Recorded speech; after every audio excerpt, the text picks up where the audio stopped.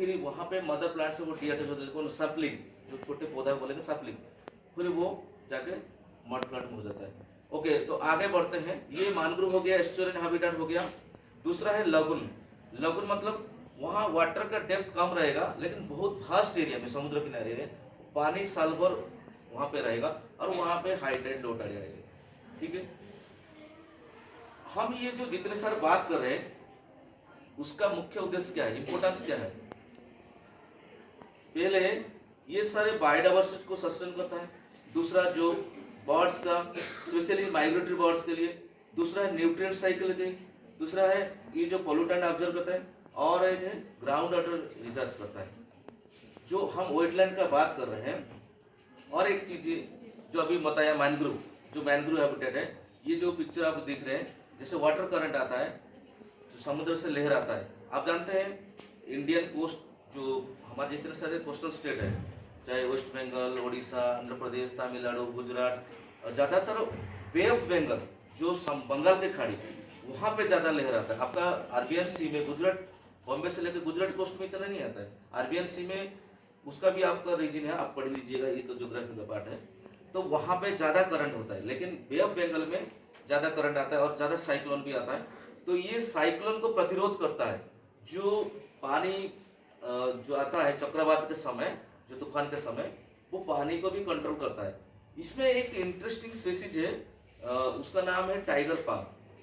जैसे टाइगर शब्द आता है, टाइगर प्रॉन है, टाइगर मथ है, टाइगर बटरफ्लाई है, टाइगर बीटल भी है, सुने कि नहीं आप लोग? तो टाइगर मतलब वो उस तरह का रॉयल है। एक मैंग्रोव है जिसका नाम है टाइगर पाम, और उसका नाम है फोइनिक्स पालुडोसा। जैसे खजूर पेड़ है, खजूर का जो साइंटिफिक नेम क्या है? फोइनिक्स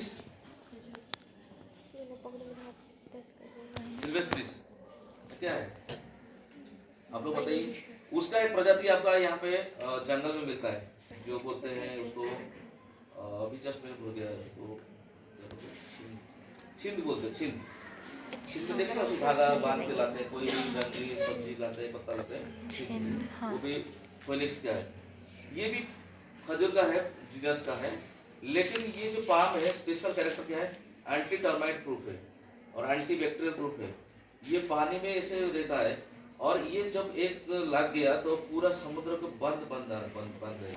और ये वाटर करंट को बहुत अच्छा से वो प्रतिरोध करता है, इवन साइक्लोन स्टॉर्म को भी वो प्रतिरोध करता है। फोइनिक्स पालुडोसा, टाइगर पाम, ठीक है।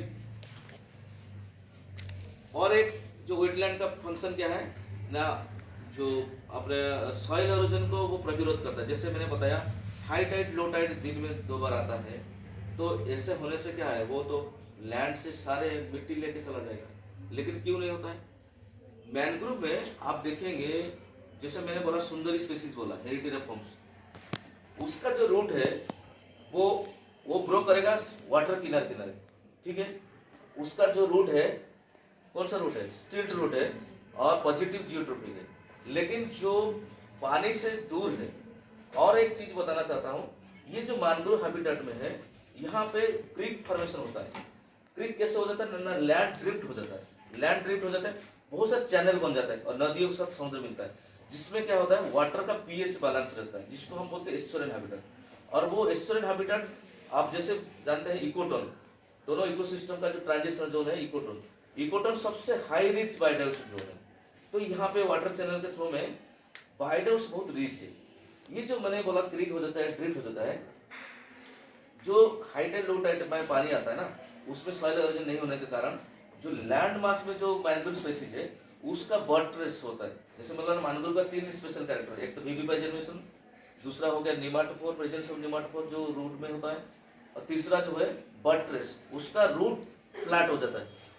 और ये इंटरेस्टिंग चीज मैंने अपने बताऊंगा, जो शोध में जो 15 साल में शोध है, इंडिया में बहुत सारे स्टेट में काम किया, तो मैंने जब रेन फॉरेस्ट की देखा, मेरा यहाँ पे भी रूट का फ्लैट है, तब मैं साइंटिफिक स्टडी किया।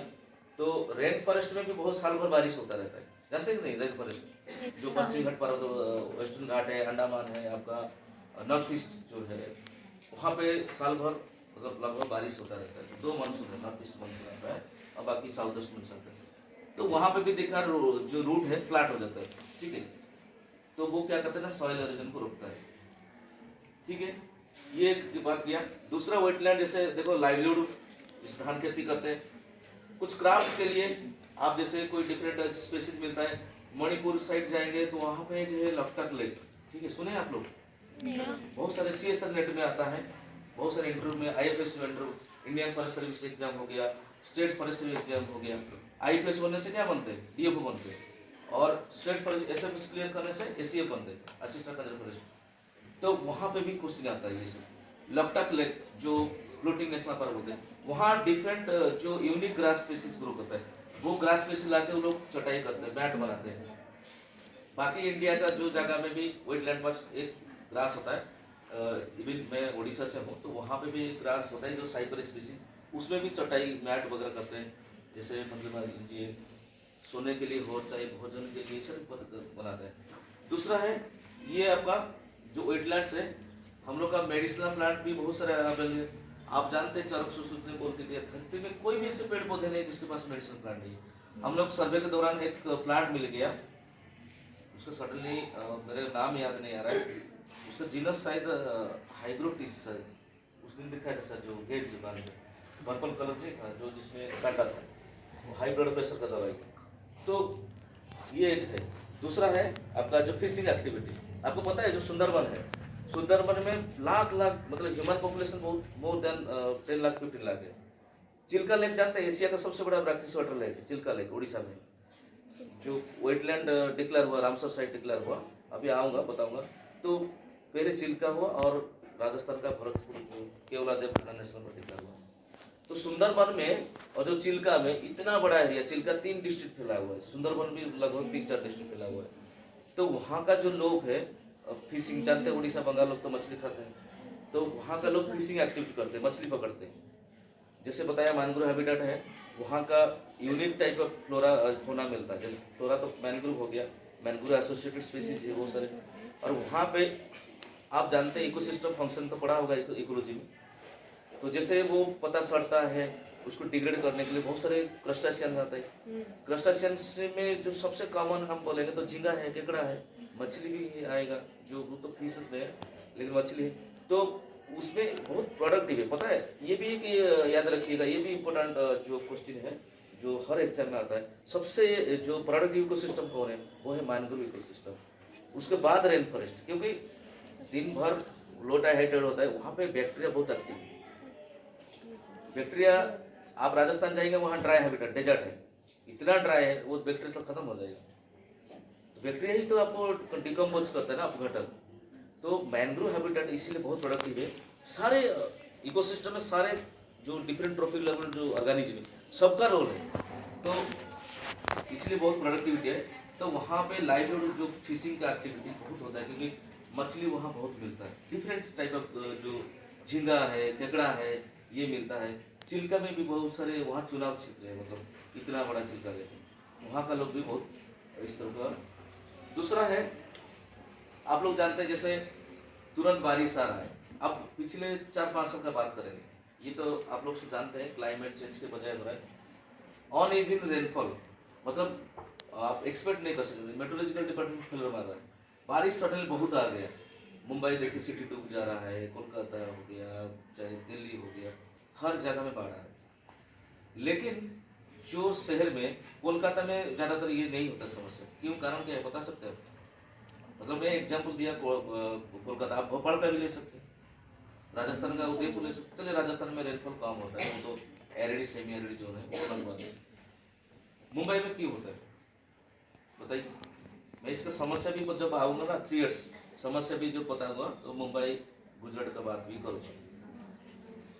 जो पहले क्या होता था, मैंने बोला था जो सभ्यता आया था, ह्यूमन सिविलाइजेशन, हम लोग पानी की नदी किनारे होता, और जो हमारे शहर में पहले बहुत बड़े बड़े तालाब था या नेचुरल झील था, लेकिन आजकल क्या है, उसको सब लैंड फिल करके बड़े बड़े शॉपिंग मॉल अपार्टमेंट बन रहे है कि नहीं? Yes sir. तो वाटर कहाँ कैसे फ्लड कंट्रोल होगा? तो वाटर तो बहेगा ना, तो बहते फिर बिल्डिंग तोड़ेगा। आपको पता है जैसे सिक्किम का बता रहा हूँ या जैसे देहरादून का बात कर रहा हूँ, सब नदी नाला को एनक्रोचमेंट किया है, मतलब नदी नाला का देखा ना, बिल्डिंग से बनाए। अब सब देखो मैचिस बॉक्स से सब टूटता है जब पानी आता है, प्रकृति से तो कोई टिक नहीं पाएगा। तो सारे एनक्रोचमेंट को सब फिर प्रकृति हटा देता है। तो जब वो आपका वाटर बॉडीज रहेगा, वो फ्लड को भी कंट्रोल करेगा, वहाँ पे वाटर स्टोरेज भी करेगा और ग्राउंड वाटर रिचार्ज भी करेगा, वो सबसे बड़ी बात है। और जितने सारे मैंने बोला ना किडनी ऑफ द अर्थ, वो किडनी जैसे हमारा क्या करता है, रुको क्या करता है ना, हमारा वेस्ट जितना छान के यूरिथ्रा को दे देता है, वो आपका यूरिन में आता है। और जितना जो इम्पोर्टेंट जो प्रोटीन जो भी चीज़ है वो वापस ब्लड को भेजता है। दूसरा, और ये सारे मैंने बता दिया और आगे बढ़ेंगे। हाँ, इसमें आप देख सकते हैं इस इमेज में